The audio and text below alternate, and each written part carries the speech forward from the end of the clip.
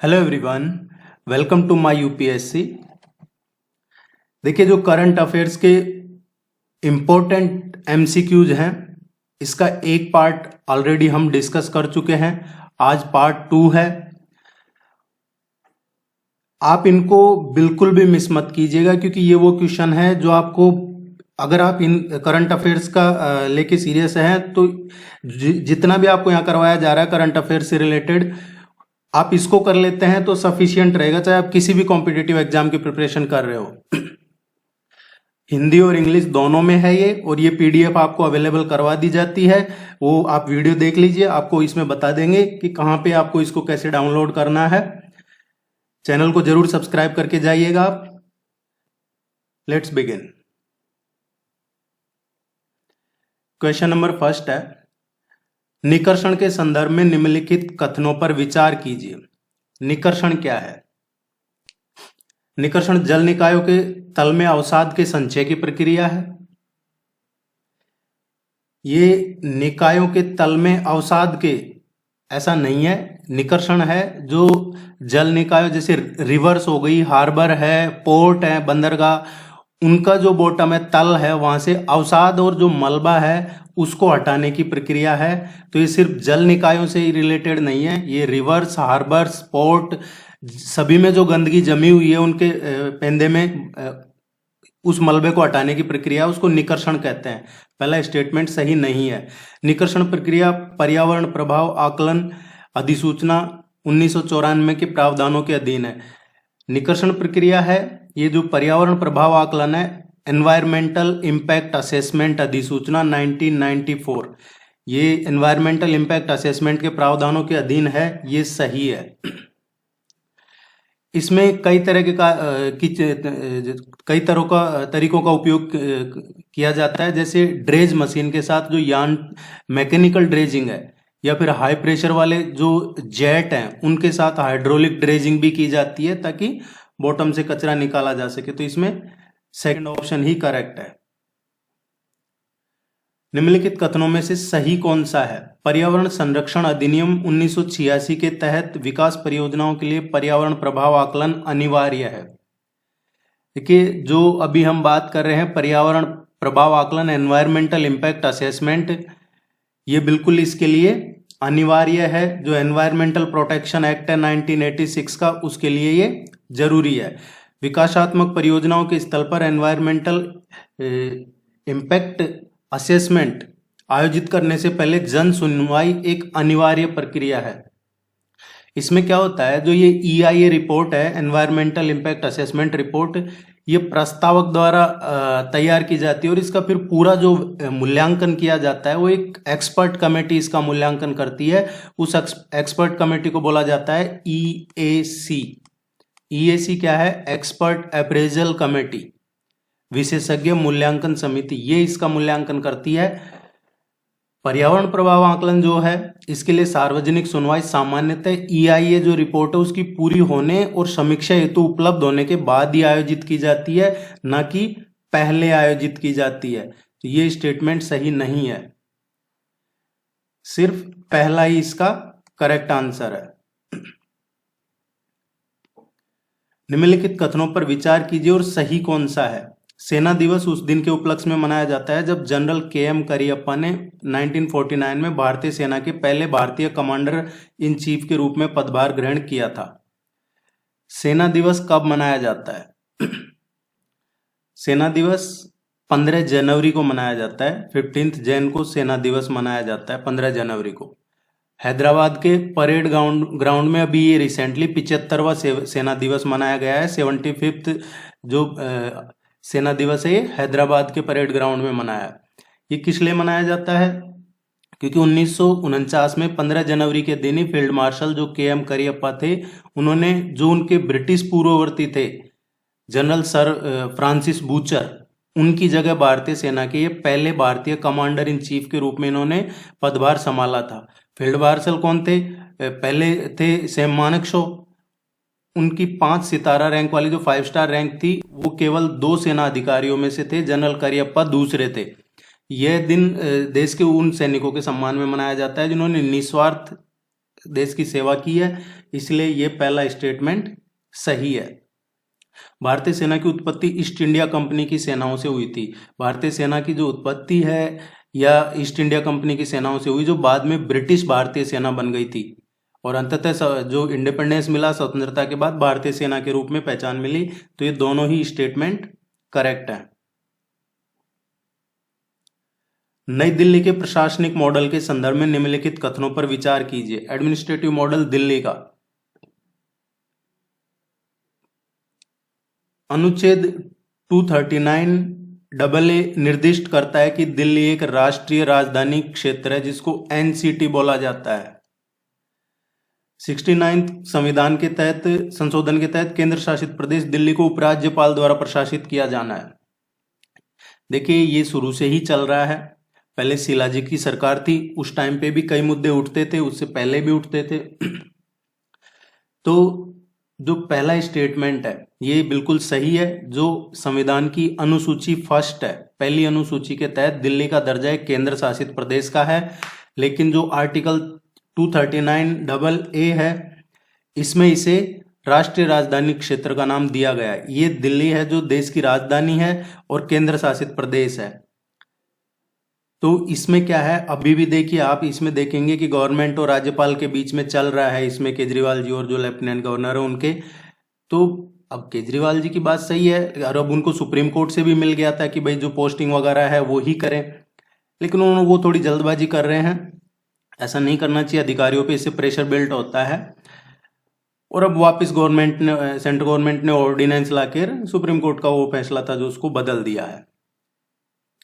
69 संशोधन जो हुआ है, 69वां संविधान संशोधन, वो यही था। इसमें क्या किया था, 69वां जो संविधान संशोधन था भारतीय संविधान में, उसमें ये 239 को ही सम्मिलित किया गया था, जिससे कि केंद्र शासित प्रदेश दिल्ली को राज्यपाल द्वारा प्रशासित किया जा सके। सो ये दोनों ही स्टेटमेंट सही है।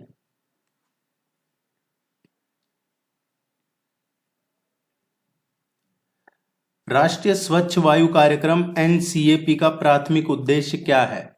जो राष्ट्रीय स्वच्छ वायु कार्यक्रम है इसका प्राइमरी पर्पज क्या है, उद्देश्य क्या है? समयबद्ध कमी के लक्ष्य के साथ वायु गुणवत्ता प्रबंधन हेतु एक राष्ट्रीय ढांचा तैयार करना। ये बिल्कुल सही है। ये जो राष्ट्रीय स्वच्छ वायु कार्यक्रम है एनसीएपी, ये 2019 में लॉन्च किया है। और ये किसने लॉन्च किया है? ये लॉन्च किया है जो पर्यावरण, वन और जलवायु परिवर्तन मंत्रालय है, उसने लॉन्च किया है। केवल PM 2.5 कण की सांद्रता में 20 से 30% की कमी लाना इसका उद्देश्य है। देखिए इसका जो उद्देश्य है ये कम से कम 20% की कमी लाना है, और वो जो ना सिर्फ 2.5 बल्कि PM10 और PM 2.5 दोनों में 20% की कमी लाना है, केवल लिख रखा है, इसलिए ये स्टेटमेंट गलत है। अगर इसमें ऐसा होता कि PM 2.5 कण की सांद्रता में 20 से 30% की कमी लाना है तो ये सही होता, लेकिन इसमें केवल लिख रखा है ओनली। जहां ओनली आ जाता है उसको आप सीरियसली देखा कीजिए। तो दूसरा स्टेटमेंट सही नहीं है, क्योंकि इसमें PM 2.5 के साथ साथ जो माइक्रोमीटर 10 है वो भी लिया है। परख के संदर्भ में निम्नलिखित कथनों पर विचार कीजिए।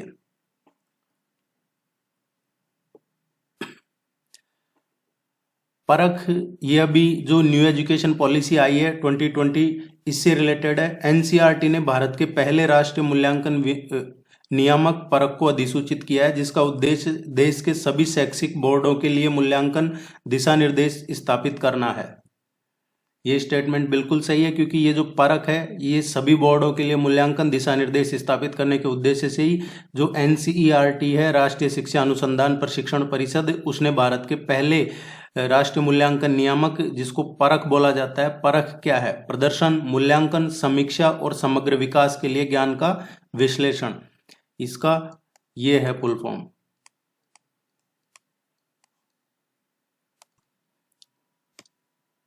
इसको कई जगह हो सकता है आपसे एग्जाम में डायरेक्ट भी पूछ लिया जाए कि परख क्या है ये, तो इसकी फुल फॉर्म है performance assessment review and analysis of knowledge for holistic development. ये इसकी फुल फॉर्म है, performance assessment review and analysis of knowledge for holistic development. ये आपको ध्यान में रखना है।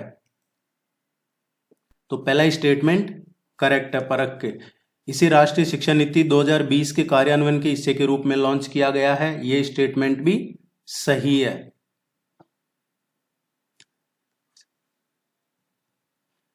निम्नलिखित कथनों में से कौन सा सही है, करेक्ट कौन सा है इनमें से? ऑक्सफैम की रिपोर्ट के अनुसार पिछले 10 वर्षों में आई असमानता या धनांतर में कमी आई है। जो ऑक्सफैम की रिपोर्ट है survival of the richest the India story, ये पूछा जा सकता है आपसे कि survival of the richest the India story ये रिपोर्ट किसने जारी की है? ये ऑक्सफैम की रिपोर्ट है। इसमें भारत में जो सबसे अमीर है 1% आबादी, उसके बारे में जिक्र किया गया है। ये कहा कि असमानता में कमी आई है पिछले 10 वर्षों में। इस रिपोर्ट में ऐसा नहीं है। विंडफॉल टैक्स से अर्थव्यवस्था में असमान संसाधन वितरण की समस्या में वृद्धि होने का अनुमान है। जो विंडफॉल टैक्स है, जिसको अप्रत्याशित कर कहते हैं, ये अप्रत्याशित कर क्या है, या जिसको असाधारण लाभ पर लगाए गए कर हैं, ये जो कि इससे आर्थिक संकट, युद्ध या प्राकृतिक आपदाओं के समय जो टैक्स प्राप्त किए जाते हैं वो है। ये स्टेटमेंट भी सही नहीं है।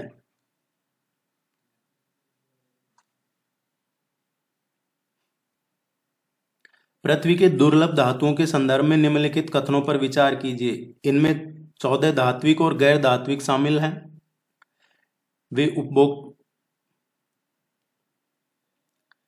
ये स्टेटमेंट सही नहीं है, क्योंकि ये जो दुर्लभ धातु है, पृथ्वी के जो दुर्लभ मृदा तत्व हैं, ये अभी हाल ही में क्या है, स्वीडन की एक सरकारी कंपनी ने ये इसका यहाँ यूरोप में दुर्लभ मृदा धातुओं के सबसे बड़े भंडार की खोज की है।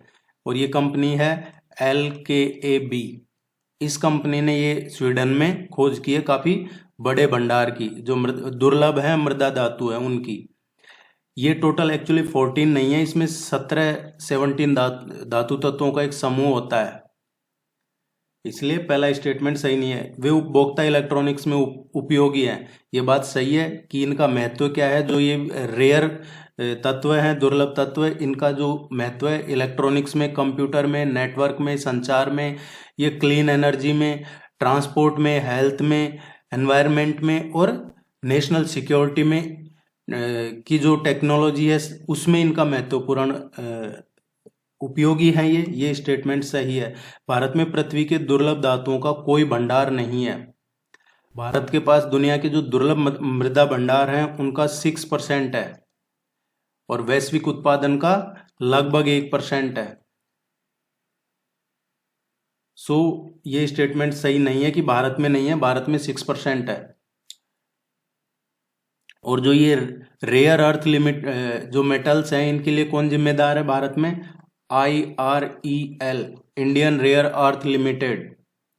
इसका मेन जो फोकस रहता है वो परमाणु विभाग, जो ऊर्जा विभाग है, उसको जो मोनाजाइट से निकाले गए थोरियम है वो उपलब्ध करवाना होता है। इसका मेन जो काम होता है।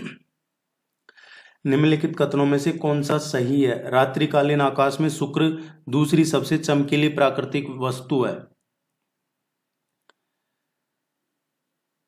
पहला स्टेटमेंट सही है, क्योंकि इसका नाम शुक्र है, जो प्रेम और सुंदरता की जो रोमन देवी है उसके नाम पे रखा गया है शुक्र। सूर्य की दूरी के हिसाब से ये दूसरा, और द्रव्यमान की बात करें और आकार की बात करें तो छठा सबसे बड़ा ग्रह है शुक्र ग्रह।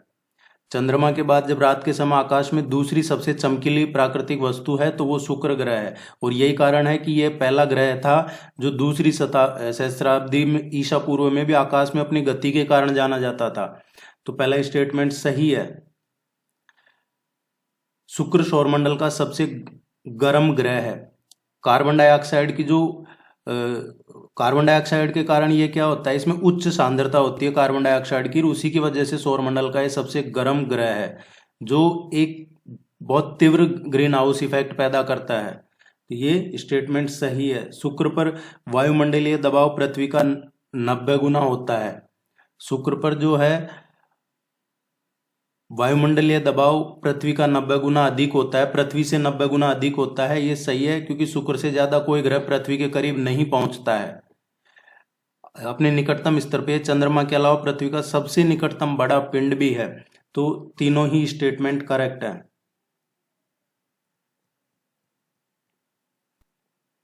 द्विपक्षीय नौसैनिक अभ्यास वरुण निम्नलिखित में से किस देश के बीच आयोजित किया जाता है? किन देशों के बीच आयोजित किया गया है ये जो बायलैटरल एक्सरसाइज है वरुण? अभी रिसेंटली ये हुआ है, इसका 21st एडिशन हुआ है, 21वां संस्करण हुआ है, पश्चिमी समुद्र तट पर शुरू हुआ है। ये भारत और फ्रांस के बीच में, दोनों नौसेनाओं के बीच में हुआ है। और ये शुरू कब से हुआ था? 1993 से वरुण शुरू हुआ था। 2001 में इसको वरुण नाम दिया गया था, पहले बायलैटरली था।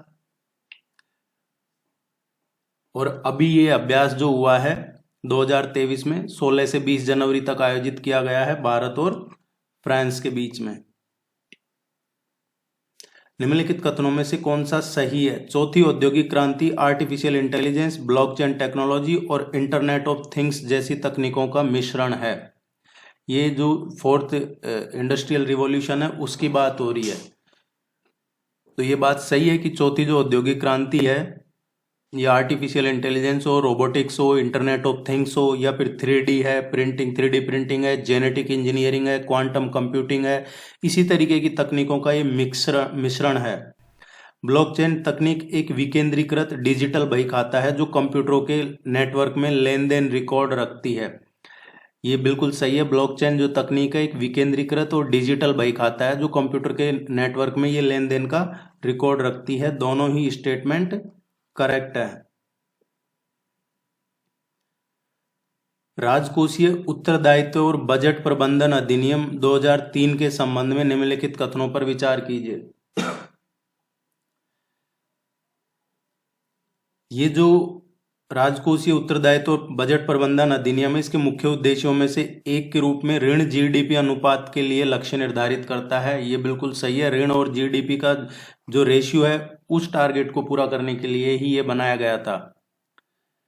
अधिनियम को 2018 में संशोधित किया गया था जिसने प्राकृतिक आपदा की स्थिति में सरकार को राजकोषीय घाटे के लक्ष्यों को प्राप्त करने हेतु अधिक लचीलापन प्रदान किया था। ये स्टेटमेंट सही है। इसमें है जो 2018 में अमेंड किया है इसको, और इसमें प्राकृतिक आपदा या अन्य जो असाधारण घटनाएं उनके मामले में 0.5% के विचलन के प्रावधान के साथ एक नए राजकोषीय घाटे के लक्ष्य को शामिल किया है। तो दोनों ही स्टेटमेंट करेक्ट है। चीनी के संदर्भ में निम्नलिखित कथनों पर विचार कीजिए। चीनी शुगर की बात हो रही है। भारत विश्व में चीनी का सबसे बड़ा निर्यातक है। निर्यातक होता है एक्सपोर्ट करना। चीनी उद्योग क्या एक बहुत महत्वपूर्ण एग्रीकल्चर पे आधारित उद्योग है जो लगभग 50 मिलियन गन्ना किसान और चीनी मिलों से सीधे कार्यरत लगभग जो 5 लाख श्रमिक हैं, जो ग्रामीण आजीविका है उसको प्रभावित करता है ग्रामीण में। अब अगर ये रिसेंट डेटा जो 21-22 का डेटा है उसकी बात करें तो भारत विश्व में चीनी का सबसे बड़ा उत्पादक है और उपभोक्ता तथा विश्व का अगर दूसरे सबसे बड़े निर्यातक है। हम चीनी के सबसे बड़े सेकंड नंबर पे एक्सपोर्ट है। इसका जिक्र भी प्राइम मिनिस्टर ने जब ऑस्ट्रेलिया गए थे, जब वो बता रहे थे कि भारत है जो किन चीज़ों में पहले नंबर पे है, किन चीज़ों में सेकंड नंबर पे है, किन चीज़ों में थर्ड नंबर पे है, तो वो व्हीट, राइस, शुगर केन इन्हीं की बात कर रहे थे जिनमें भारत दूसरे नंबर पे है एक्सपोर्ट करने में। भारत सबसे बड़ा उत्पादक है चीनी का, लेकिन हमारे यहाँ कंज्यूम भी होती है, इसलिए हम एक्सपोर्ट करने के मामले में दूसरे नंबर पे हैं। ये सही नहीं है। इसे 21 से 27 डिग्री सेल्सियस के तापमान के साथ गर्म आर्द्र परिस्थितियों की आवश्यकता होती है। ये बात सही है कि गन्ने की वृद्धि के लिए जो भौगोलिक कंडीशन चाहिए होती है, जो जियोग्राफिकल कंडीशन चाहिए होती है, इनके लिए जो टेम्परेचर है वो गर्म होना चाहिए और आर्द्र जलवायु के साथ ये 21 से 27 डिग्री सेल्सियस होना चाहिए। बारिश की बात करते हैं तो वर्षा इसके लिए लगभग 75 टू 100 सेंटीमीटर होनी चाहिए, और जो दोमट मिट्टी है वो इसके लिए सबसे बेस्ट होती है। महाराष्ट्र शीर्ष चीनी उत्पादक राज्यों में से एक है, ये स्टेटमेंट भी सही है,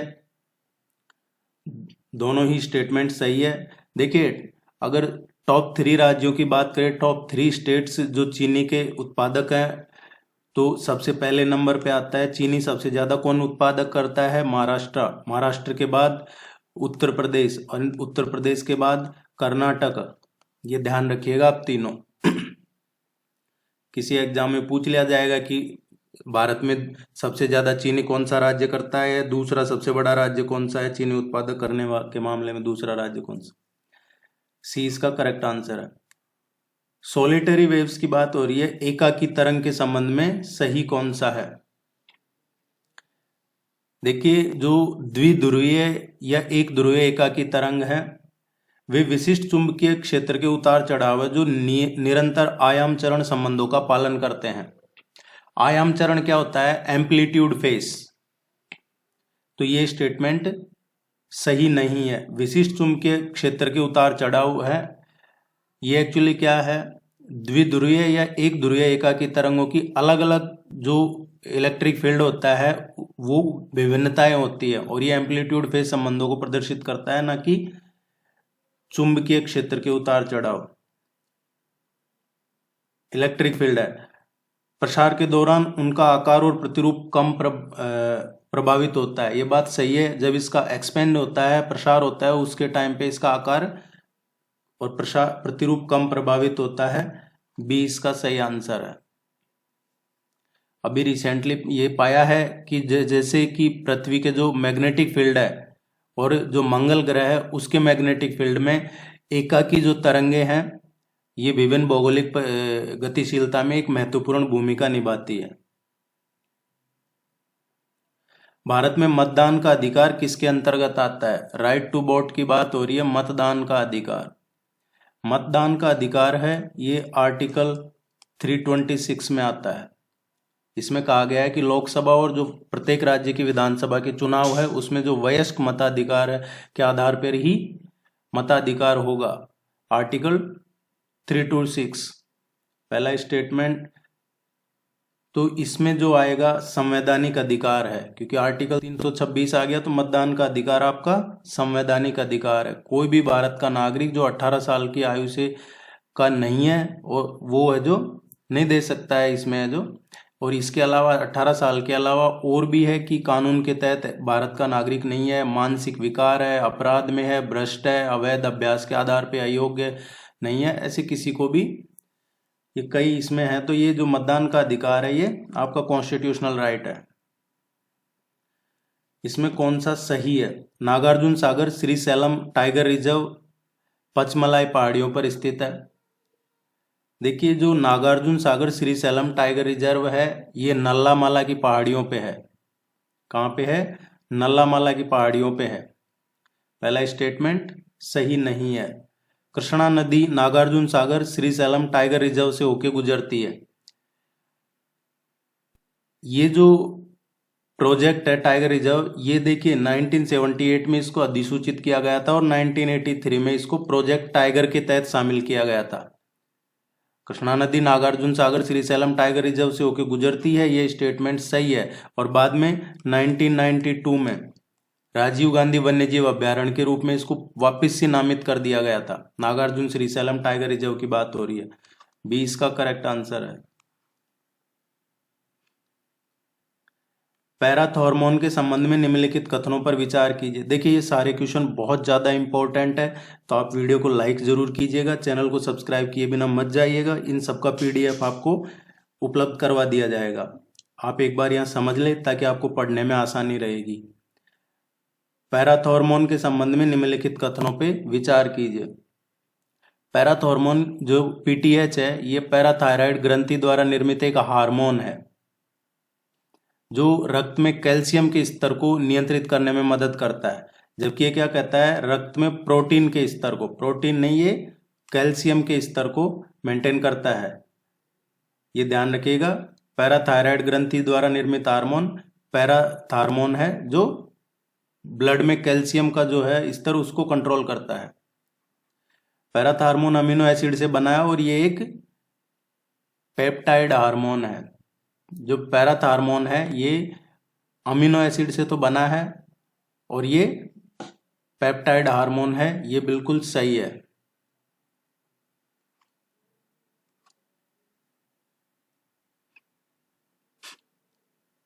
एंडोक्राइन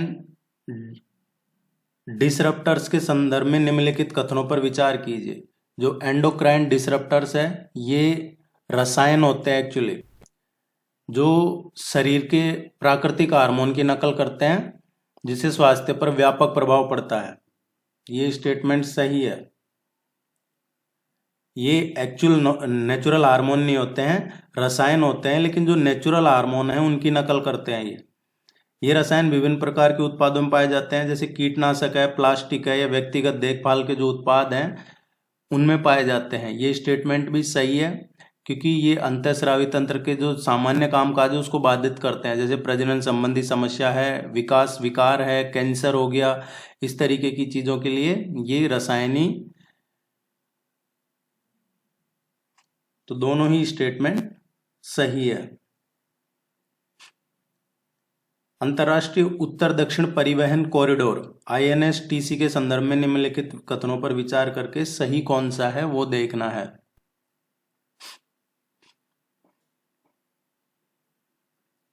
देखिए जो ये INSTC अंतर्राष्ट्रीय उत्तर दक्षिण परिवहन गलियारा international north south transport corridor, ये सदस्य देशों के बीच परिवहन सहयोग को बढ़ावा देने के उद्देश्य से की परियोजना है। एक्चुअली इसमें क्या है, परिवहन को बढ़ावा देने के लिए ईरान, रूस और भारत ने ये 2000 में जब अटल जी की सरकार थी उस टाइम पे ये एग्रीमेंट की, ये परियोजना शुरू की गई थी 12 सितंबर 2000 को। ये बहुमॉडल परियोजना थी। अब इसमें 11 नए सदस्य और शामिल कर लिए हैं। ये जो नॉर्थ साउथ ट्रांसपोर्ट कॉरिडोर है इसमें पहले तो कौन कौन थे, ईरान, रूस और भारत। अब इसमें Azerbaijan, Armenia, Kazakhstan, Kyrgyzstan, Tajikistan, तुर्की, यूक्रेन, बेलारूस, ओमान, सीरिया, बुल्गारिया, इनको भी शामिल कर लिया गया है। भारत की बात करें तो ये कहां से आएगा, देखिए ये है सेंट पीटर्सबर्ग है। सेंट पीटर्सबर्ग रशिया में है। यहां से ये मॉस्को आएगा, मॉस्को से फिर ये अस्त्राखान पहुंचेगा, देन अस्त्राखान के बाद ये अजरबैजान। इसकी राजधानी जरूर ध्यान रखिएगा, कई बार पूछ लिया जाता है अजरबैजान की, बाकू।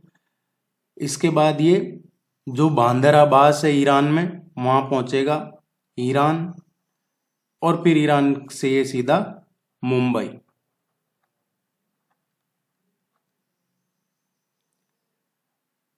इधर जो सेंट पीटर्सबर्ग से जाओगे आप तो बाल्टिक सागर है, इधर नॉर्थ सी है, ये भी पूरा नॉर्थ सी आ गया। ये इधर मेडिटेरेनियन सी है, फिर इसके बाद में यहाँ अरेबियन सी है और ये मुंबई है। तो ये ध्यान रखना आपको। पहला स्टेटमेंट, यह अमेरिका तथा उसके सहयोगियों के बीच समुद्री परिवहन को बढ़ावा देने के लिए, ये सही नहीं है। ये भारत, ईरान, रूस और भारत ने शुरू किया था, बाद में इसमें 11 देश और जोड़ लिए गए हैं। और यह गलियारा हिंद महासागर को मलक्का जलडमरू मध्य के माध्यम से प्रशांत महासागर से जोड़ता है। ऐसा नहीं है, क्योंकि ये जो गलियारा है, ये जो इस्लामिक गणराज्य ईरान है, जैसा हमने अभी देखा, ईरान से हिंद महासागर और पारस की खाड़ी को कैस्पियन सागर से जोड़ता है। और रूस की बात करें तो उसके माध्यम से सेंट पीटर्सबर्ग और ये जो उत्तरी यूरोप है उसको जोड़ता है। तो ईरान के माध्यम से हिंद महासागर और जो पारस की खाड़ी है उसको कैस्पियन सागर से जोड़ता है।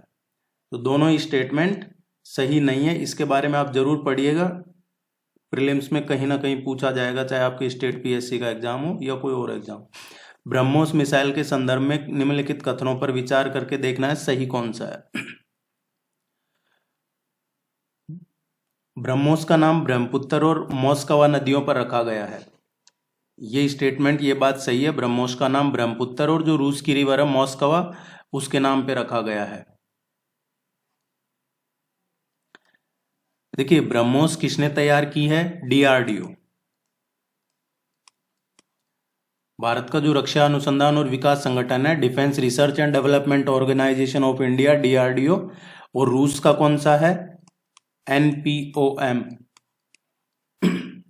इन्होंने मिलकर ये एक जॉइंट उद्यम है। ब्रह्मोस जो ब्रह्मपुत्र भारत का और मॉस्कवा रूस का पवित्र रिवर है, दोनों ही इन पे रखा गया है मिला के ब्रह्मोस।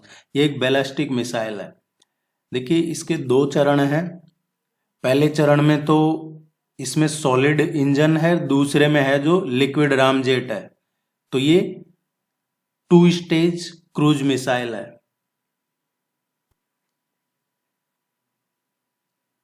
ये दागो और भूल जाओ के सिद्धांत पे काम करती है। बिल्कुल ये सही है। इसके यही है कि इसमें कोई मार्गदर्शन, इसको वो गाइड करने की जरूरत नहीं पड़ती है कि इसको गाइड करना है। एक बार आप इसमें जो भी कोऑर्डिनेट है फीड करो, छोड़ दो और भूल जाओ, ये वहीं जाके पहुंचेगी।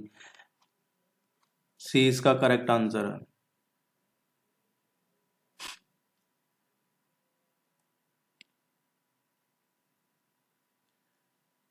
क्षेत्र के सभी के लिए सुरक्षा और विकास के संबंध में निम्नलिखित कथनों पर विचार कीजिए। सुरक्षा और विकास। देखिए, आपसे ये भी पूछा जा सकता है किसी एग्जाम में, इसकी फुल फॉर्म क्या है सागर की? सागर है security and growth for all in region. Security and growth for all in the region, ये इसकी सागर की फुल फॉर्म है। एक इनिशिएटिव है, मार्टाइम इनिशिएटिव, जो प्रायोरिटी है इंडियन ओशियन की रीजन की, जिसमें इंडिया पीस, स्टेबिलिटी, प्रोस्पेरिटी रहे इंडियन ओशियन में। इसके लिए सागर शुरू किया है, क्षेत्र की में सभी के सुरक्षा और विकास के लिए। सागर भारत सरकार की एक विदेश नीति पहल है जिसका उद्देश्य इंडो पैसिफिक क्षेत्र में समुद्री सुरक्षा और सहयोग को बढ़ावा देना है। देखिए, इंडो पैसिफिक, इसमें भारत सरकार की ये है जो एक विदेश नीति पहल है जिसका उद्देश्य हिंद महासागर में है, इंडो पैसिफिक में नहीं है, सिर्फ हिंद महासागर में है। तो ये पहला स्टेटमेंट सही नहीं है। सागर है, इसका उद्देश्य समुद्री डकैती, आतंकवाद और नई उभरती गैर राज्य संस्थाओं जैसी समुद्री चिंताओं का मुकाबला करना है। ये बात बिल्कुल सही है, ये स्टेटमेंट सही है।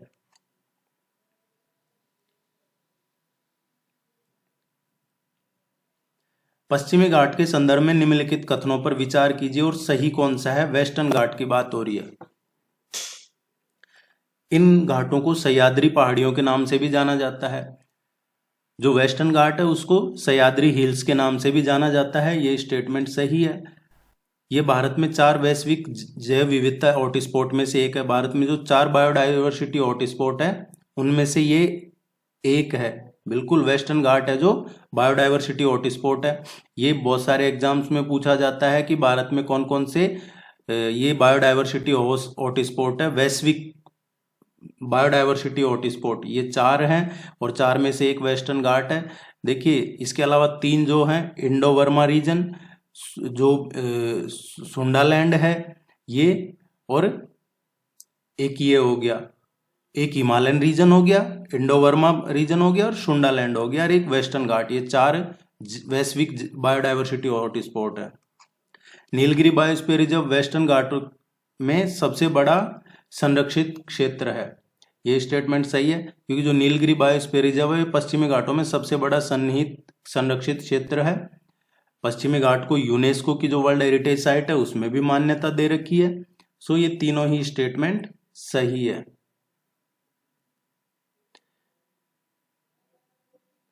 इसमें कई बार पूछ लिया जाता है कौन कौन से राज्य आते हैं पश्चिमी घाट में, तो वो भी आपको ध्यान में रखना है।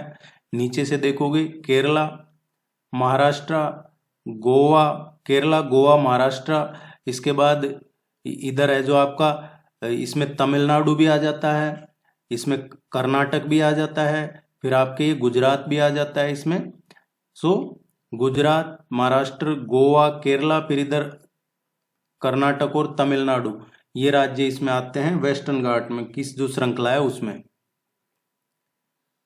शिक्षा की वार्षिक स्थिति रिपोर्ट, शिक्षा की जो वार्षिक स्थिति रिपोर्ट है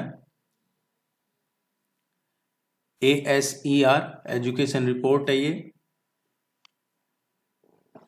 एनुअल एजुकेशन रिपोर्ट, ये शिक्षा मंत्रालय द्वारा जारी किया जाता है, ये सही नहीं है। जो शिक्षा की वार्षिक स्थिति की रिपोर्ट जारी की जाती है, ये करता है प्रथम, ये एजुकेशन मंत्रालय नहीं करता, ये प्रथम जारी करता है। और ये क्या है, एक एनजीओ है, ये एनजीओ है, नॉन गवर्नमेंट ऑर्गेनाइजेशन, गैर सरकारी संगठन, ये जारी करता है। तो ये पहला स्टेटमेंट सही नहीं है। यह एक नागरिक नेतृत्व वाला घरेलू सर्वेक्षण है, ये जो वार्षिक है रिपोर्ट है, ये नागरिक नेतृत्व वाला घरेलू सर्वे है, जिसका उद्देश्य समझना है कि जो ग्रामीण भारत में बच्चे स्कूल में एनरोल हैं या नहीं है और वो क्या सीख रहे हैं। जो ग्रामीण एरिया में बच्चे हैं वो स्कूल में उनका एनरोलमेंट है या नहीं, एडमिशन है या नहीं है, और वो है तो वो क्या सीख रहे हैं, क्या पढ़ रहे हैं। तो ये घरेलू सर्वे है। 2022 तक के आंकड़ों के अनुसार कक्षा 3 और कक्षा 5 के बच्चों में सामान्य पठन और अंकगणित संबंधी कौशल में कमी आई है। 2022 तक के आंकड़ों में ये सही है कि जो छोटे बच्चे उनमें सामान्य पठन और जो अंकगणित है उसके संबंध में कौशल में कमी आई है।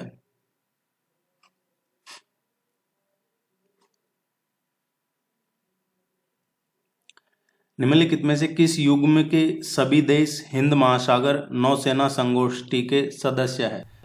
हिंद महासागर नौसेना संगोष्ठी के सदस्य कौन है इनमें से? देखिए, ये जो IONS है ये होता है the Indian Ocean naval symposium, the Indian Ocean naval symposium, and it refers to a series of meetings जो हर 2 साल में होती है। इसकी मीटिंग 2 साल में एक बार होती है, ये ध्यान रखना आपको, द इंडियन ओशन नेवल सिंपोसियम। अब इसमें टोटल 25 मेंबर देश हैं, इसके जो मेंबर सदस्य राष्ट्र हैं इसके टोटल कितने हैं? 25 हैं। इसमें जो साउथ एशिया है उसकी बात करें तो साउथ एशिया रीजन से कौन है? इंडिया है, पाकिस्तान है, बांग्लादेश है, मालदीव है और श्रीलंका है। साउथ एशिया रीजन से इसमें इंडिया, पाकिस्तान, बांग्लादेश, मालदीव और श्रीलंका है। जो वेस्टर्न एशिया की बात करें उससे पश्चिमी एशिया से कौन है? बहरीन है, ओमान है, UAE है और ईरान है, ये पश्चिमी एशिया से है। दक्षिण पूर्वी एशिया या फिर जो ऑस्ट्रेलिया रीजन है, तो दक्षिण पूर्वी और ऑस्ट्रेलिया जो रीजन है, दक्षिण पूर्वी एशिया और ऑस्ट्रेलिया रीजन, उससे ऑस्ट्रेलिया है, इंडोनेशिया है, मलेशिया है, सिंगापुर है और थाईलैंड है। तो टोटल इसके 25 देश मेंबर हैं। इसके अलावा ईस्टर्न अफ्रीका में भी हैं, केन्या, तंजानिया, मॉरिशस, सेशेल्स, ये भी इसके मेंबर हैं। इसके अलावा जो पर्यवेक्षक है, इसमें 8 राज्य पर्यवेक्षक हैं, वो जैसे China, Germany, Italy, Japan, Madagascar, Netherland, Russia, ये इसके पर्यवेक्षक भी है 8 राज्य। इस क्वेश्चन की बात करते हैं तो किस युग्म के सभी देश इसके हिंद महासागर नौसेना संगोष्ठी के सदस्य हैं? तो जैसा मैंने बताया आपको, दक्षिण एशिया रीजन के जो भारत, श्रीलंका, बांग्लादेश, मालदीव और सेशेल्स जो है ये इसके मेंबर हैं।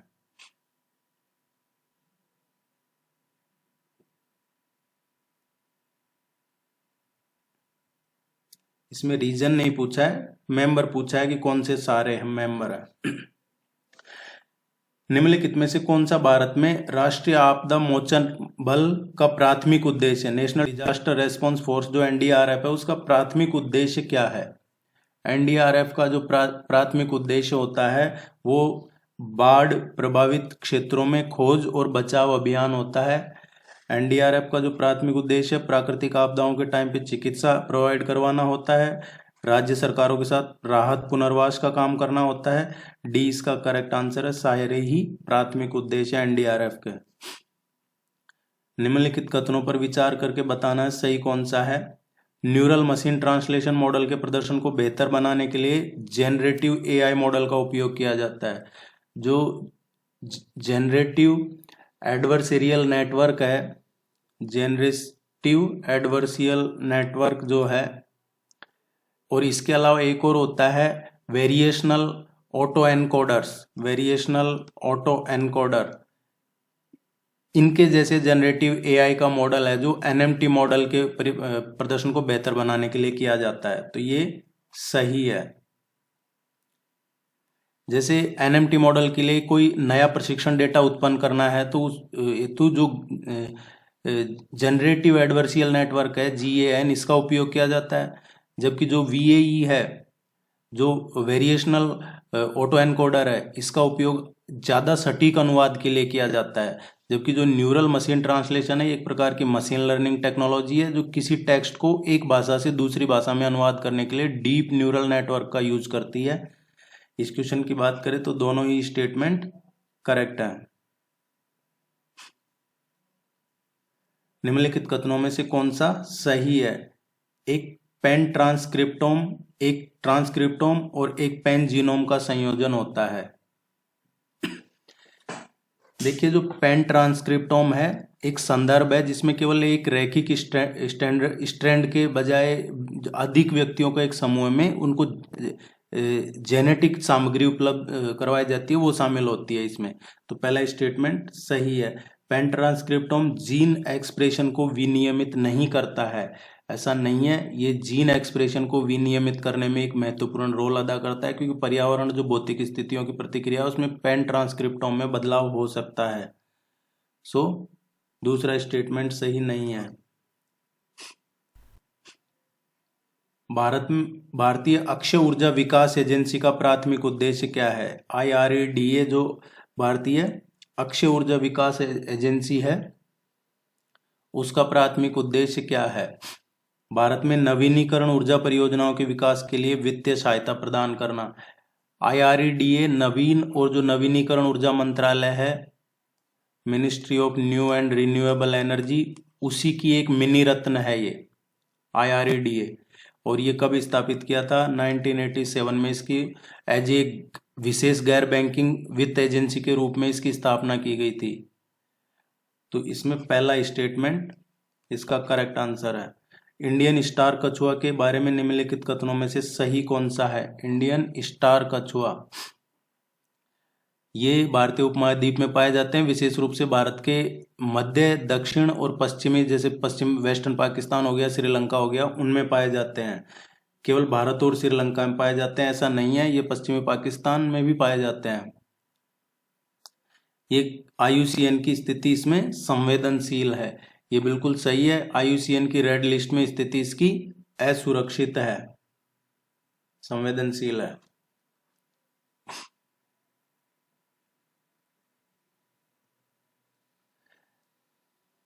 सही कौन सा है? जनगणना का विषय समवर्ती सूची में है। जनगणना का जो विषय है ये किसमें है? समवर्ती सूची में है।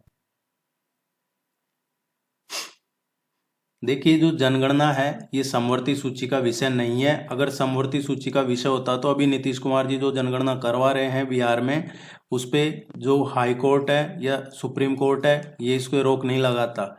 उसकी वजह यह है क्योंकि जनगणना है ये यूनियन लिस्ट में है, केंद्र सरकार का मैटर है। जो संघ सूची जिसे बोला जाता है, एक होती है यूनियन लिस्ट, एक होती है स्टेट लिस्ट, एक होती है कॉन्करेंट लिस्ट। जिसमें यूनियन ही कानून बना सकती है, जिसमें स्टेट ही बना सकती है, जिसमें दोनों बना सकते हैं, वो होती है समवर्ती सूची।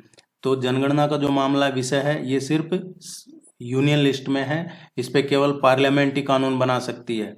तो पहला स्टेटमेंट सही है। जाति आधारित जनगणना भारत के रजिस्ट्रार जनरल के प्रशासनिक नियंत्रण में होती है, ये बिल्कुल सही है। जाति जो जनगणना है ये गृह मंत्रालय का काम है। गृह मंत्रालय के भारत का जो ये महापंजीकरण है, महापंजीयन और भारत के जो जनगणना आयुक्त है उनके एडमिनिस्ट्रेशन में आता है। ये बिल्कुल दूसरा स्टेटमेंट सही है। ध्यान रखना आपको, ये होम मिनिस्ट्री और जो भारत का पंजीयन और जनगणना आयुक्त है उसके अंडर में आता है। सामाजिक आर्थिक और जाति आधारित जनगणना पहली बार 2011 में आयोजित की गई थी, ये बात भी सही है। 1931 में भारत की वर्ष 1931 की जनगणना के बाद पहली बार 1931 से जनगणना हो रही है, उसके बाद से 2011 में पहली बार सामाजिक आर्थिक और जाति पर आधारित जनगणना की गई थी। जनगणना की शुरुआत कब हुई थी? औपनिवेश काल में 1881 में हुई थी। तो तीनों ही स्टेटमेंट सही है।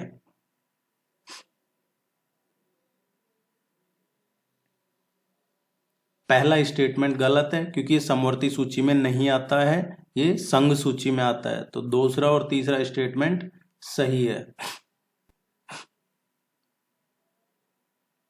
निम्नलिखित में से कौन सा सही है?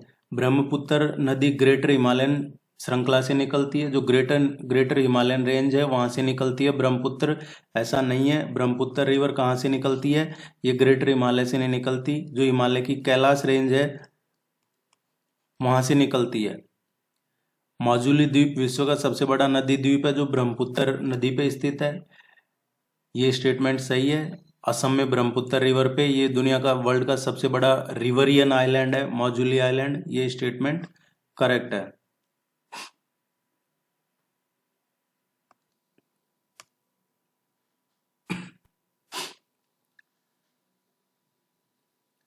यौन अपराधों से बच्चों का संरक्षण अधिनियम 2012 पॉस्को के संबंध में निम्नलिखित कथनों पर विचार कीजिए, सही कौन सा है?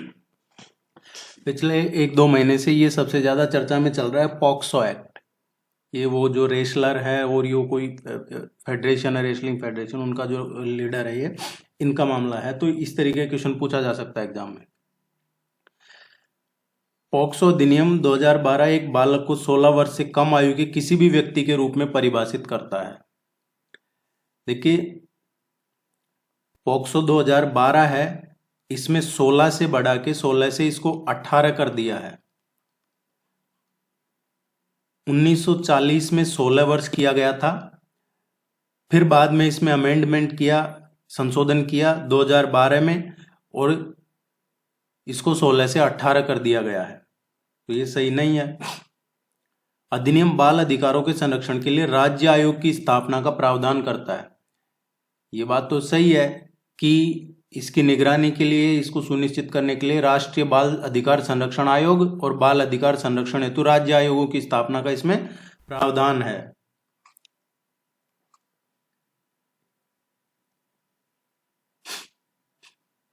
निम्नलिखित कथनों पर विचार कीजिए। चार्जशीट को भारतीय दंड संहिता आईपीसी के तहत परिभाषित किया जाता है। देखिए, ये स्टेटमेंट सही नहीं है क्योंकि चार्जशीट जैसा कि ये आता है धारा 173 जो सीआरपीसी है, क्रिमिनल प्रोसीजर कोड।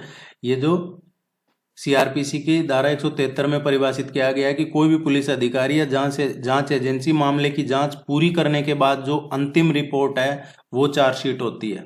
आईपीसी में नहीं आता, ये सीआरपीसी में आता है, इंडियन पिनल कोड में नहीं आता, ये क्रिमिनल जो प्रोसीजर है उसमें आता है। आरोपी के खिलाफ 60 से 90 दिनों की निर्धारित अवधि के भीतर चार्जशीट दायर होनी चाहिए। ये स्टेटमेंट सही है कि 60 से 90 दिनों की निर्धारित अवधि के भीतर चार्जशीट दायर की जानी चाहिए, अन्यथा गिरफ्तारी अवैध मानी जाती है और उसको जमानत का हक मिल जाता है जो आरोप लगते हैं जिसपे। इसमें एक सर्वोच्च न्यायालय का फैसला है, चार्जशीट जो सीआरपीसी की धारा 173(2) है उसको लेके, कि ये कौन सा केस था? वीरा स्वामी बनाम भारत संघ और अन्य, ये 1991 का केस था जो अब इसी के बेस पे चला जाता है आगे। इसमें पाक जल संधि निम्न में से किस देश को विभाजित करती है? पाक स्टेट की बात हो रही है। ये एक्चुअली एक नैरो है, संकीर्ण जिसको बोला जाता है जल, ये भारत और श्रीलंका को विभाजित करती है। इसके नॉर्थ में बंगाल की खाड़ी और दक्षिण में पाक स्टेट से जोड़ता है। देखिए, ये है तमिलनाडु, ठीक है, तमिलनाडु हो गया। अब यहां पे है ये पाक स्टेट, इधर आ गया ये गल्फ ऑफ मन्नार, इसके बाद में ये इधर है श्रीलंका। इस तरीके से है ये पाक स्टेट। तो ये भारत और श्रीलंका को जोड़ता है। इधर ये बे ऑफ बंगाल है, बंगाल की खाड़ी। अरावली पर्वत श्रृंखला के बारे में कथनों पर विचार करके सही कौन सा है? ये विश्व के सबसे पुराने वलित पर्वतों में से एक है। अरावली पर्वत श्रृंखला की बात हो रही है। ये स्टेटमेंट सही है कि जो भारत की अरावली है विश्व के सबसे पुराने वलित पर्वतों में से एक है। यह महाराष्ट्र, कर्नाटक और गुजरात राज्यों में विस्तृत है। अरावली जो रेंज है ये एक्चुअली हरियाणा, राजस्थान और गुजरात एंड दिल्ली, गुजरात से और दिल्ली में जो राष्ट्रपति भवन है रायसीना हिल, ये यहां तक जाता है राष्ट्रपति भवन तक। 692 किलोमीटर है इसकी जो टोटल लेंथ है, इसमें विस्तृत है। गुजरात में हिम्मतनगर से और दिल्ली में तक है ये। तो ये स्टेटमेंट सही नहीं है क्योंकि ये महाराष्ट्र में नहीं है, कर्नाटक में नहीं है ये।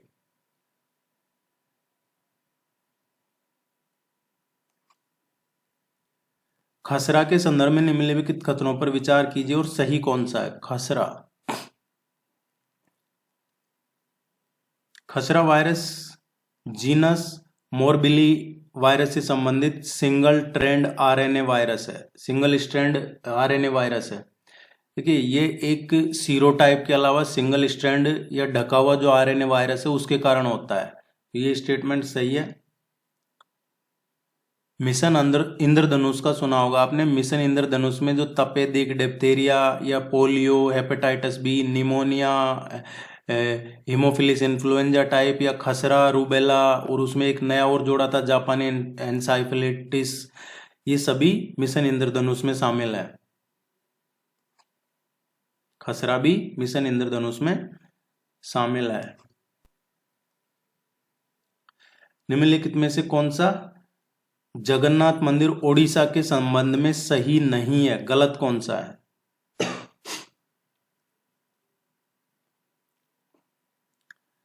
इसका निर्माण 13वीं शताब्दी में पूर्वी गंगा राजवंश के राजा अनंग भीमा देव तृतीय ने करवाया था। जो ईस्टर्न गंगा डायनेस्टी है उसके राजा थे अनंत वर्मन चोडगंग देव, उन्होंने करवाया था।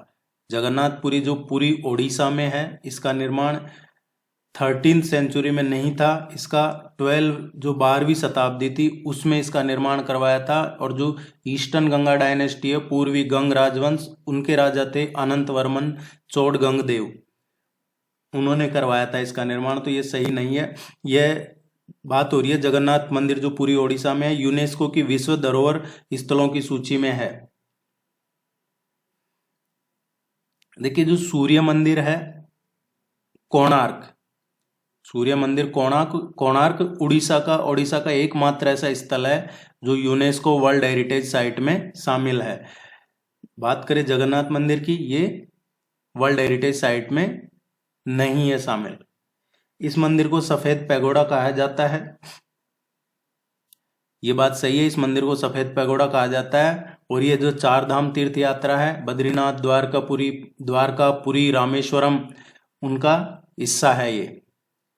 इस मंदिर को यमनी का तीर्थ भी कहा जाता है। हिंदू मान्यताओं के अकॉर्डिंग इसमें क्या है, पुरी में भगवान जगन्नाथ की उपस्थिति के कारण जो मृत्यु के देवता है यम, उनकी शक्ति समाप्त हो गई है।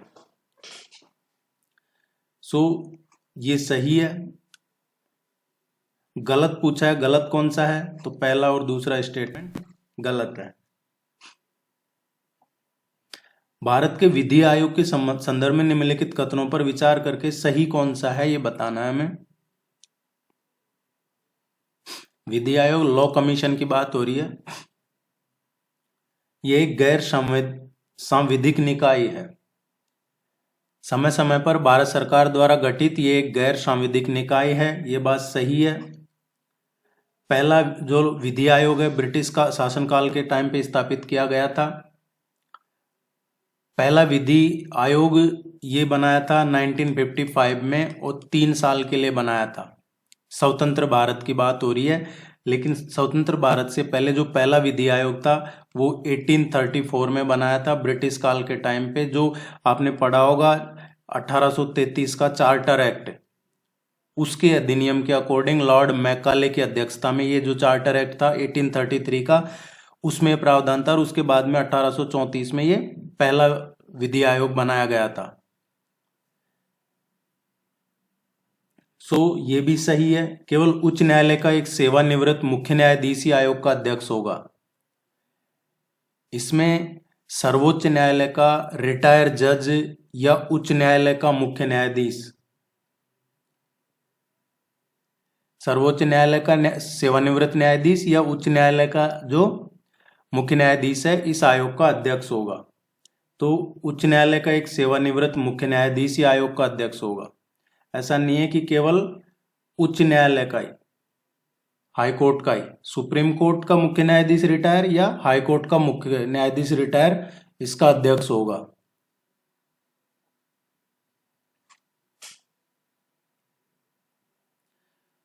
सही कौन सा है? 2020 में सुप्रीम कोर्ट ने फैसला सुनाया कि महिला अधिकारी अब पूर्वव्यापी प्रभाव से स्थायी कमीशन के लिए पात्र है। ये स्टेटमेंट जो 2019 में सेना में शॉर्ट सर्विस कमीशन की बात थी, जिसमें महिला अधिकारियों को स्थायी आयोग का विकल्प चुनने की अनुमति देते हुए सुप्रीम कोर्ट ने नियमों में बदलाव किया, जो अन्यथा पहले क्या था, 14 साल की सेवा के बाद सेवानिवृत्त हो जाती। हालांकि पहले ये नहीं था कि केवल 2020 में सेना में अपना करियर शुरू करने वाली महिला अधिकारियों पर लागू होता था। ये 2020 में जो सर्वोच्च न्यायालय का एक हिस्टोरिकल डिसीजन था, जिसमें महिला अधिकारियों के लिए स्थायी आयोग की व्यवस्था की गई है। तो ये स्टेटमेंट सही है। भारतीय सेना में महिलाओं को अभी भी इन्फेंट्री, मैकेनाइज्ड इन्फेंट्री और आर्म कॉर्प्स जैसी कोर कॉम्बैट भूमिकाओं में काम करने की अनुमति नहीं है। ये स्टेटमेंट भी सही है, क्योंकि पैदल सैनिकों के रूप में सीमाओं पर युद्ध लड़ने की अभी अनुमति नहीं है। जो कॉम्बैट मिशन है उनके लिए।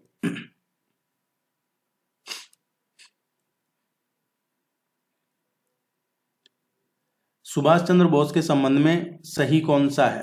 वे विवेकानंद की शिक्षाओं से अत्यधिक प्रभावित थे और उन्हें अपना आध्यात्मिक गुरु मानते थे।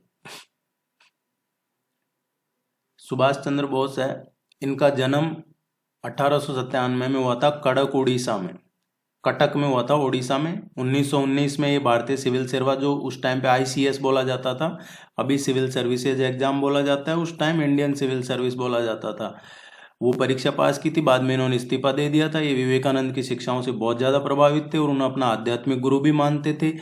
ये बात सही है। हालांकि इनके जो राजनीतिक गुरु थे बोस के, वो चित्तरंजन दास इनके राजनीतिक गुरु थे।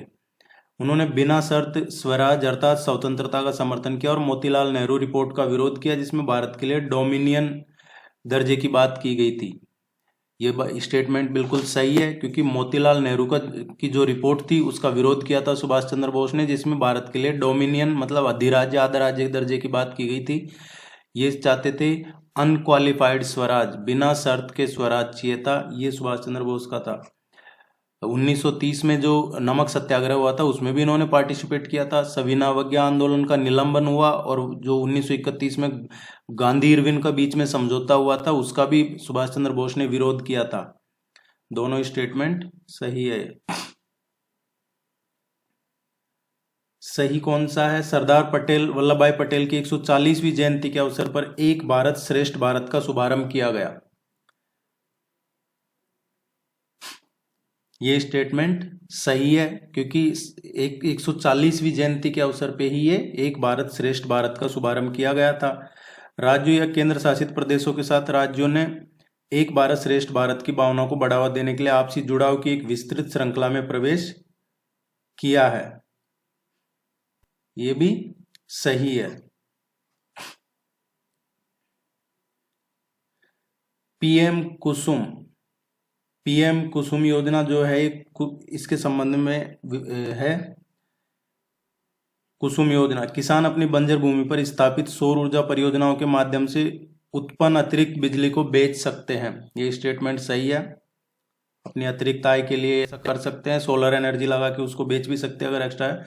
ये योजना राज्यों को नवीनीकरण, खरीद दायित्व, रिन्यूएबल परचेज ऑब्लिगेशन, आरपीओ लक्ष्यों को पूरा करने में मदद करेगी। ये स्टेटमेंट भी सही है, ये ध्यान रखना आपको। पीएम कुसुम योजना सोलर एनर्जी से रिलेटेड है।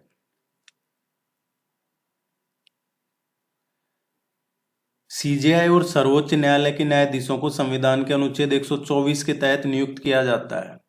ये सही है। जो आर्टिकल 124 है उसका खंड 2 जो है उसके तहत इनकी नियुक्ति होती है, चीफ जस्टिस ऑफ इंडिया। और जो अदर जजेज है सुप्रीम कोर्ट के, चीफ जस्टिस ऑफ इंडिया किसी विशेष मामले की सुनवाई करने वाले न्यायाधीशों की संख्या तय करते हैं। ये भी सही है, किस मामले में कितने जज तय सुनवाई करेंगे, चीफ जस्टिस विशेष मामले में तय करते हैं। चीफ जस्टिस ऑफ इंडिया का कार्यालय सूचना का अधिकार अधिनियम 2005 के दायरे में आता है। ये स्टेटमेंट सही नहीं है, क्योंकि पहले तो था, लेकिन 2019 में जो चीफ जस्टिस ऑफ इंडिया है, ये जो सुप्रीम कोर्ट है, सुप्रीम कोर्ट ने 2019 में फैसला सुनाया कि जो चीफ जस्टिस ऑफ इंडिया का कार्यालय है वो आरटीआई 2005 के दायरे में आता है। पहले नहीं आता था, 2019 में सुप्रीम कोर्ट ने कहा कि हमारा ऑफिस भी आरटीआई के दायरे में आता है।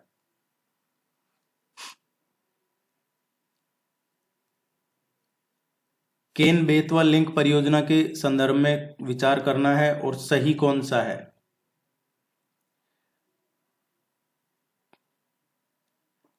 यह राजस्थान में केन नदी से उत्तर प्रदेश में बेतवा तक अतिरिक्त पानी स्थानांतरित करने के लिए नदी को जोड़ने वाली परियोजना है। एक्चुअली जो केन बेतवा लिंक है ये बुंदेलखंड रीजन के लिए है, और ये उत्तर प्रदेश में जो झांसी है, बांदा है, ललितपुर है, महोबा है, ये तो यूपी के हैं।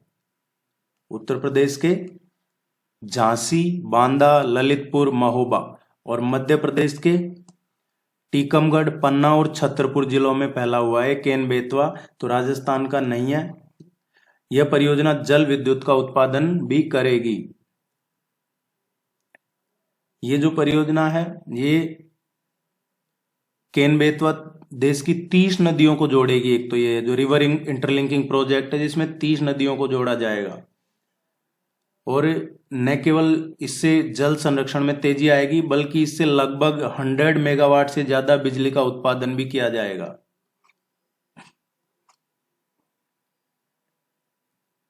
ये केवल सेकंड सही है।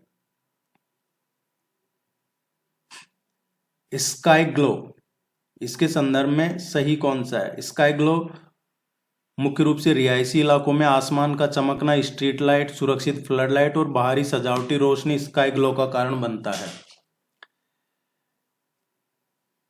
ये सही है, क्योंकि रात के समय में जो रिहायशी इलाके हैं उनमें आसमान का चमकना, स्ट्रीट लाइट, सुरक्षित फ्लड लाइट या बाहरी सजावटी रोशनी, ये स्काई ग्लो का ही कारण है। यह प्रकाश प्रदूषण के घटकों में से एक है। स्काई ग्लो है, ये प्रकाश प्रदूषण के जो घटक है उनमें से एक है। प्रकाश प्रदूषण आमतौर पे 3 मेन जो इंपॉर्टेंट मुख्य घटक है उनसे होता है। एक तो स्काई ग्लो, एक चकाचौंध, या जो प्रकाश का अतिचार है उससे।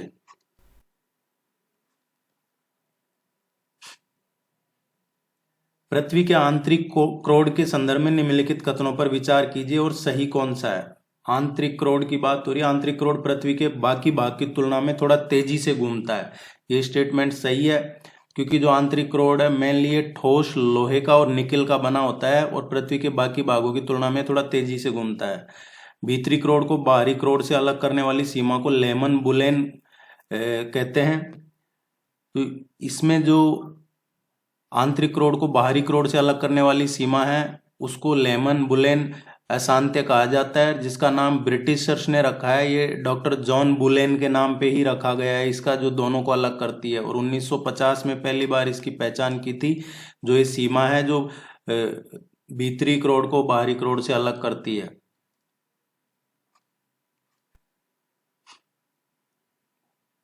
कौन सा सही है।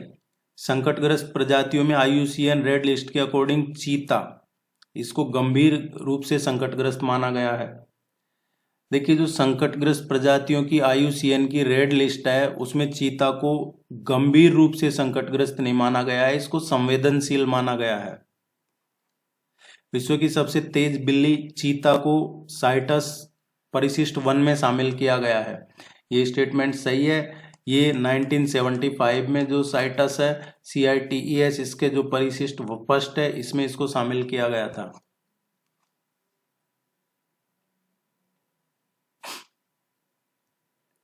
इस्लामिक सहयोग संगठन ऑर्गेनाइजेशन ऑफ इस्लामिक कॉपरेशन के संदर्भ में निम्नलिखित कथनों पर विचार कीजिए। देखिए, ये है जो ये संगठन ऐसा है जो सिर्फ अपने कुछ देश ही इसमें, अगर भारत में कुछ हो रहा होता है तो ही ये बोलते हैं, अदरवाइज नहीं बोलते हैं। अभी रिसेंटली चीन के एक यूनान प्रोविंस है, उसमें बहुत पुरानी मस्जिद है, एक लगभग 13वीं सेंचुरी की शताब्दी की मस्जिद है, उसको गिराया है। लेकिन इनमें से जो OIC हो या फिर पाकिस्तान, तुर्की, कतर, सऊदी, बहरीन, कोई नहीं बोला, चाइना को कुछ भी नहीं कहा। और पहली बार वहां पे लोग पत्थरबाजी कर रहे हैं। नहीं तो चीन में है जो चाहे उइगर मुस्लिम्स का उनका सब चेंज कर दिया है चाइना ने, और अब ये हुई कम्युनिटी है, हुई, इसका सब बदल रहे हैं ये लोग। पहले क्या करते हैं, जो मस्जिद के ऊपर का गुंबद है वो हटा दिया जाता है, और फिर उसके बाद में है जो इन लोगों को इनकी जो धार्मिक रीति रिवाज हैं इस्लामिक धर्म के अकॉर्डिंग वो नहीं फॉलो करने दी जाती है। इनको है जो कहा जाता है चाइना के अकॉर्डिंग कीजिए। लेकिन ये जो OIC वगैरह है ये सब नाम के ही बना रखे हैं, चाइना के सामने कोई नहीं बोलता है। 22 तक इसमें 57 देश सदस्य हैं, ये सही है। OIC में भारत को पर्यवेक्षक का दर्जा प्राप्त है, भारत OIC का सदस्य नहीं है। इसका मुख्यालय सऊदी अरब में है, बिल्कुल ये सही है। जेद्दा में इसका मुख्यालय, सऊदी अरब के जेद्दा में, ये सही है। कहने को ये कहा जाता है कि मुस्लिम देशों की सामूहिक आवाज होने का ये सिर्फ दावा ही करती है। इसका जो गठन हुआ था 1969 में हुआ था रबात, मोरक्को में, जिसे ये यरूशलेम में जो अल-अक्सा मस्जिद की जो आपराधिक आगजनी के रूप में वर्णित किया जाता है, वहां पे उस शिखर सम्मेलन में रबात, मोरक्को में इसका गठन हुआ था।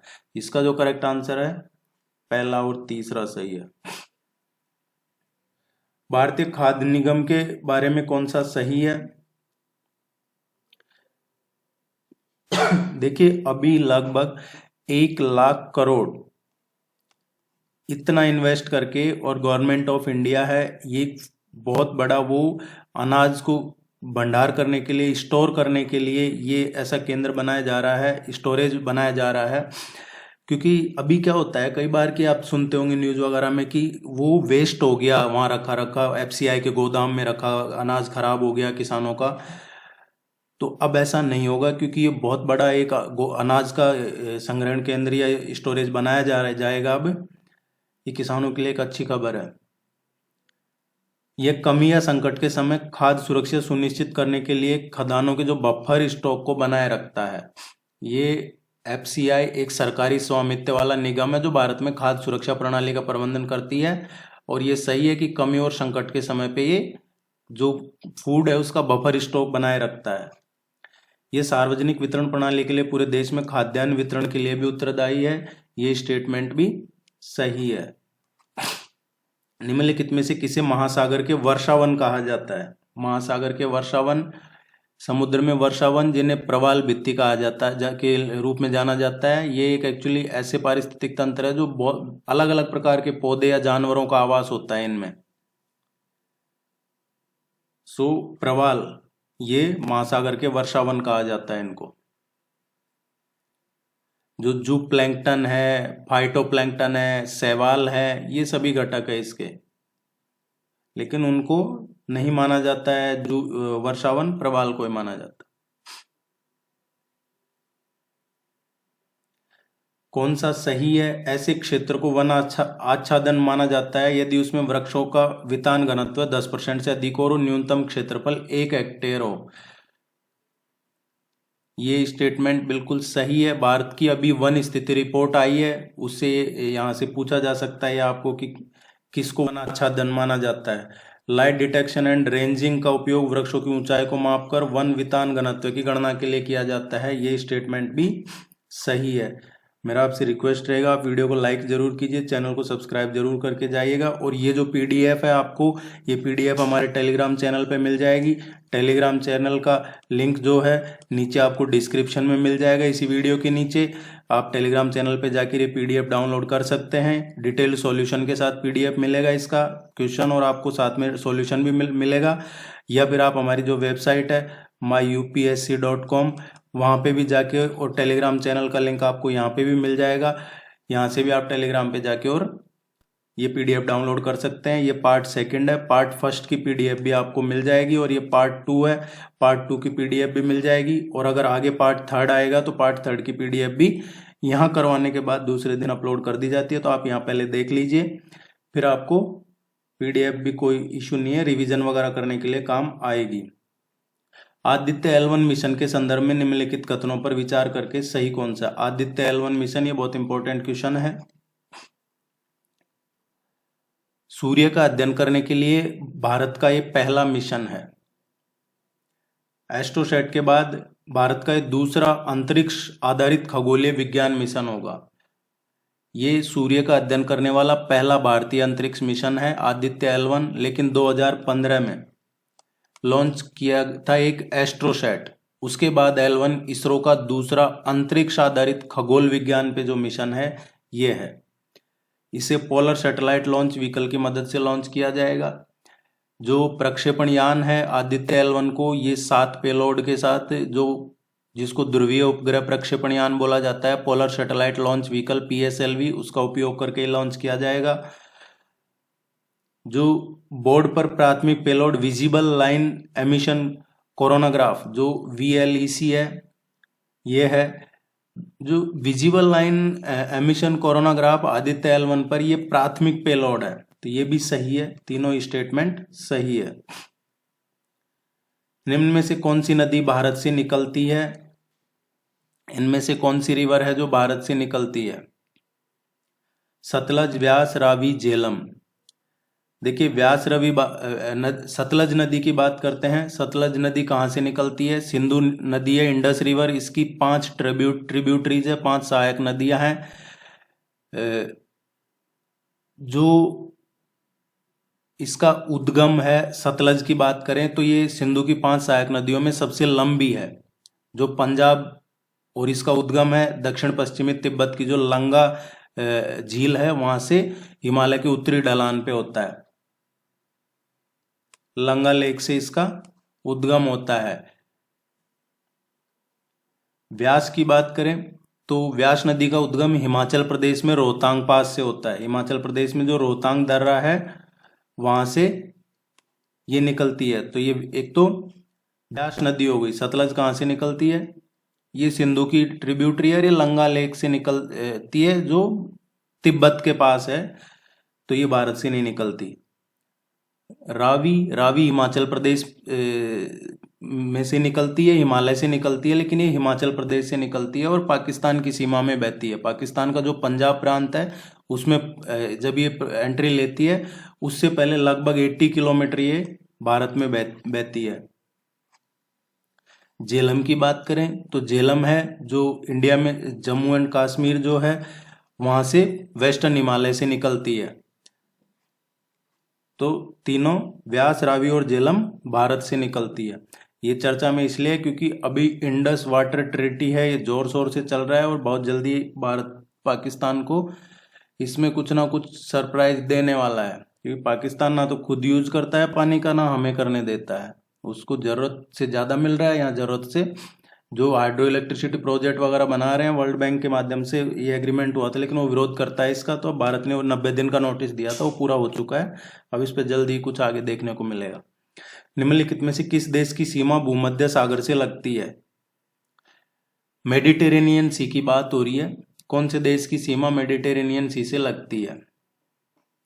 आप इसको मैप में जरूर देखिएगा, ये क्वेश्चन है जो, ये बहुत इंपॉर्टेंट क्वेश्चन है।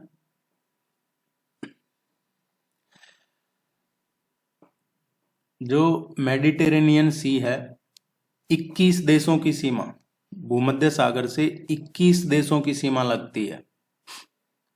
और वो 21 देश कौन से हैं? Albania, Algeria, Bosnia Herzegovina, Croatia, Cyprus, Egypt, France, Greece, Israel, Italy, Lebanon, Libya, Malta, Monaco, Montenegro, Morocco, Slovenia, Spain, Syria, Tunisia और तुर्की। ये सब मेडिटेरेनियन सी से इनकी सीमा लगती है 21 देशों की। अब इसमें क्वेश्चन देखा जाए तो फ्रांस की सीमा मेडिटेरेनियन सी से नहीं लगती है। नहीं, फ्रांस की तो लगती है। यूनान, जो यूनान है इसकी भी लगती है। इजराइल है, इजराइल की भी लगती है। जॉर्डन की सीमा नहीं लगती है। जॉर्डन की सीमा इससे नहीं लगती है मेडिटेरेनियन सी से।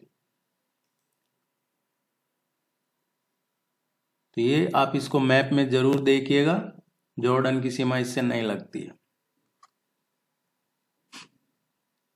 ध्रुवीय भंवर से आप क्या समझते हैं? ध्रुवीय भंवर क्या है? ये पोलर वॉर्टेक्स पढ़ा होगा आपने, पोलर वॉर्टेक्स, वही ध्रुवीय भंवर है। ये सब ठंडी वायु के विस्तार से रिलेटेड है, जो आमतौर पर आर्कटिक के चारों ओर प्रभावित होती है, लेकिन कभी कभी उत्तरी ध्रुव से दक्षिण की ओर खिसक जाती है। वॉर्टेक्स शब्द एक्चुअली जो काउंटर क्लॉकवाइज वायु, जो एयर फ्लो होता है वायु का जो काउंटर क्लॉक है उसको दिखाता है, जो ठंडी वायु को ध्रुवों के निकट रखने में ये हेल्प करता है। महात्मा गांधी के नेतृत्व में सत्याग्रह आंदोलन के संबंध में कौन सा सही है कथन? सत्याग्रह आंदोलन है ये 1917 की बात हो रही है। 1917 में किसानों को नील की खेती की जो दमनकारी प्रणाली थी उसके खिलाफ संघर्ष करने के लिए बिहार के चंपारण की यात्रा की थी। 17 में उन्होंने किसानों को दमनकारी की, ये पहला स्टेटमेंट सही है। 1918 में सूती मिल श्रमिकों के बीच सत्याग्रह आंदोलन हेतु अहमदाबाद गए थे। देखिए, गांधी जी का पहला था 1917 में बिहार के चंपारण में ये नील की खेती के खिलाफ। दूसरा था 1918 में गुजरात के खेड़ा में, 1917 में गुजरात के खेड़ा में किसानों के समर्थन के लिए सत्याग्रह किया था, क्योंकि वहाँ फसल है वो चौपट हो गई थी, प्लेग की बीमारी फैल रही थी, किसानों को राजस्व भुगतान नहीं किया जा रहा था। तो 1917 में दूसरा खेड़ा गुजरात में किया था। तीसरा 1918 में वो सूती मिल के जो श्रमिक थे उनके बीच में आंदोलन के लिए अहमदाबाद गए थे, ये सही है। और जो 1919 में रॉलेट एक्ट के खिलाफ एक राष्ट्रव्यापी आंदोलन सत्याग्रह शुरू किया था, ये भी सही है, 1919 में किया गया था। और इसके बाद में ही इस रॉलेट एक्ट में क्या था कि जो राजनीतिक गतिविधियों को दबाने के लिए अधिकार थे उनके पास, राजनीतिक कैदियों को बिना किसी मुकदमे के, कोई भी अंग्रेजों को पसंद नहीं आया कि ये राजनीतिक लोग हैं, उठा के जेल में डाल दो, 2 साल तक उनकी सुनवाई भी नहीं होगी। तो इसका विरोध किया था गांधी जी ने। और उसके बाद में 13 अप्रैल 1919 को जलियांवाला बाग कांड हो गया। उसके बाद गांधी जी ने इस आंदोलन को 18 अप्रैल को वापस ले लिया था। जब 13 अप्रैल को जलियांवाला बाग हुआ, 18 अप्रैल को गांधी जी ने आंदोलन वापस ले लिया। गांधी जी के बहुत सारे आंदोलन जो उन्होंने शुरू किए और बाद में वापस ले लिए।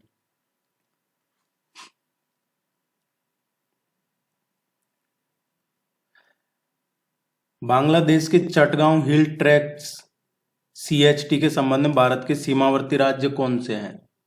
ये काफी चर्चा में रहता है, चटगांव हिल ट्रैक्ट्स। अभी मणिपुर में जो चल रहा है इसको देखते हुए, चटगांव हिल ट्रैक्ट्स है, ये दक्षिण पूर्वी बांग्लादेश में लगभग 13,000 किलोमीटर का पहाड़ी जंगल का एरिया है, जो भारत के मिजोरम, त्रिपुरा और म्यांमार का जो चीन और रोहिंग्या को बसाने हेतु जो रसायन राज्य की सीमा है उससे लगा हुआ है।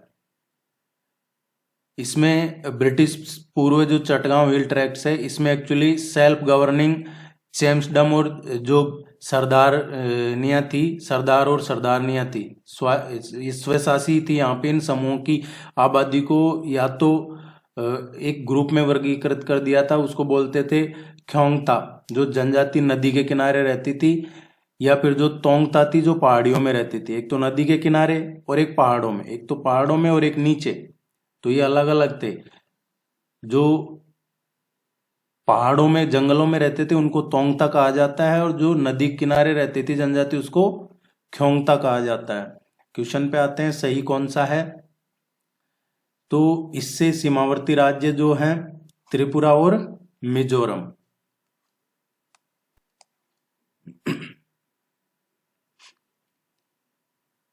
नोबेल हेलन तितली के संदर्भ में कौन सा कथन सही है? ये म्यांमार, थाईलैंड और वियतनाम में पाई जाती है। देखिए, म्यांमार और दक्षिणी चीन से वियतनाम देशों में पाई जाती है। भारत में ये जो तितली म्यांमार और दक्षिणी चीन से वियतनाम देशों में पाई जाने वाली तितली जो अब विलुप्त हो गई है, भारत में पहली बार दर्ज की गई है ये। तो म्यांमार और वियतनाम इनसे विलुप्त हो गई है, भारत में जरूर ये पहली बार देखी गई है। ये भारत में पहली बार केरल में पाई गई थी। जो नामदफा राष्ट्रीय उद्यान है अरुणाचल प्रदेश में, नामदफा है, उसमें 3 जगह पे ये तितली पाई गई है। तो जो नोबेल हेलन है ये थाईलैंड, लाओस और कंबोडिया में पाई जाती है। भारत में पहली बार अरुणाचल प्रदेश का जो नामदफा राष्ट्रीय उद्यान है उसमें पाई गई है। तो दूसरा भी सही नहीं है, कोई सा भी सही नहीं है। मुद्दुमलाई टाइगर रिजर्व के संबंध में निम्नलिखित कथनों पर विचार कीजिए। मुद्दुमलाई टाइगर रिजर्व सेना स्पेक्टाबिलिस मुद्दुमलाई टाइगर रिजर्व की मूल प्रजाति है। सेना स्पेक्टाबिलिस विदेशी आक्रामक वृक्ष की प्रजाति है। ये एक आक्रामक विदेशी वृक्ष की प्रजाति है जिसे सजावटी प्रजाति के रूप में दक्षिण और मध्य अमेरिका के जो जलाव लकड़ी के रूप में इसका यूज लिया जाता है। तो ये मुद्दुमलाई टाइगर रिजर्व की नहीं है, बल्कि ये विदेशी आक्रामक वृक्ष की एक प्रजाति है। मुद्दुमलाई टाइगर रिजर्व 3 राज्यों कर्नाटक, केरल और तमिलनाडु के ट्राई जंक्शन में स्थित है। मुद्दुमलाई टाइगर रिजर्व है, इसके बफर जोन लगभग 800 से 1200 हेक्टेयर में फैला हुआ है। ये तमिलनाडु में नीलगिरी जिले के नीलगिरी में है। इसके अलावा कर्नाटक, केरल और तमिलनाडु के ट्राई जंक्शन पे है। ये स्टेटमेंट सही है।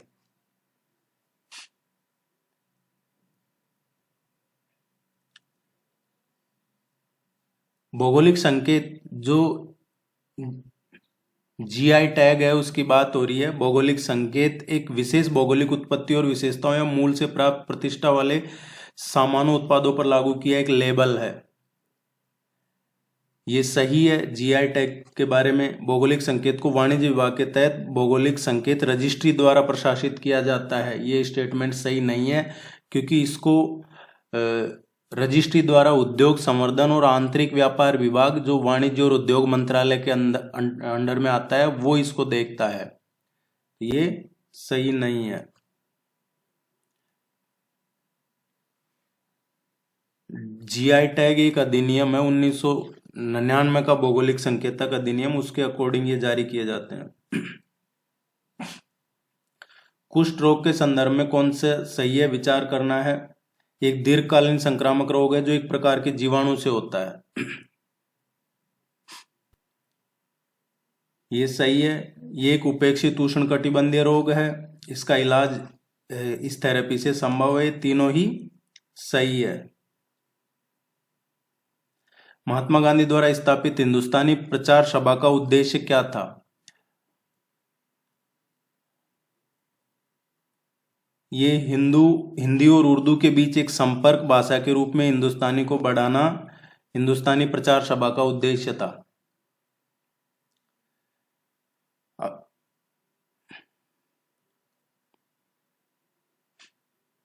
उच्च शिक्षा पर अखिल भारतीय सर्वेक्षण 2020-21 के संदर्भ में निम्नलिखित कथनों पर विचार कीजिए। 2019-20 की तुलना में 20-21 में उच्च शिक्षा कार्यक्रमों में महिला नामांकन में वृद्धि हुई थी।